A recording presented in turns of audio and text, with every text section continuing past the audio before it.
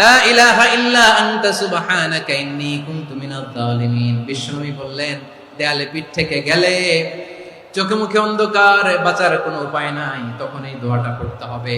এই দোয়া পড়ে আল্লাহর কাছে ফরিয়াদ করলে বিপদ মুক্ত করবেন কে? কেন এই দোয়াটা আল্লাহর কাছে বড্ড প্রিয় জানেন আমার ভাইরা? কারণ এই দোয়ার মধ্যে তিনটা জিনিস আছে।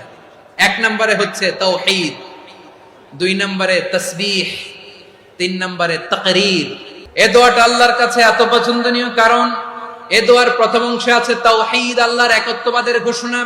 লা ইলাহা ইল্লা আনতা, ও আল্লাহ আপনি ছাড়া কোনো ইলাহ নাই, উপাস্য নাই। এই কথা বললে আল্লাহ বড্ড খুশি হয়ে যায়, সুবহানাল্লাহ পড়েন। এ দোয়ার দ্বিতীয় অংশে আছে তাসবিহ, মানে আল্লাহর প্রশংসা, প্রশংসা সূচক বাণী। সুবহানাক সুবহানাক সুবহানাক, ও আল্লাহ আমি আপনার পবিত্রতা ঘোষণা করছি, সুবহানাক। এই কথা শুনলেও আল্লাহ খুশি হয়ে যায়, সুবহানাল্লাহ পড়েন। এই দোয়ার তৃতীয় অংশে আছে তাকরীর, তাকরীর মানে পাপের স্বীকৃতি। তাকরীর মানে কি?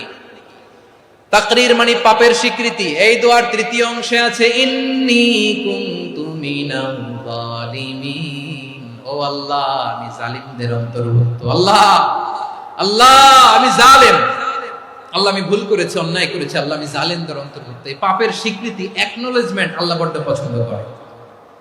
যখন আল্লাহর কাছে আপনি ছোট হবেন, ছোট হতে হতে যত ছোট হবে, ওই দৃশ্যটা দেখতে আল্লাহ বড্ড পছন্দ করে, সুবহানাল্লাহ বলেন।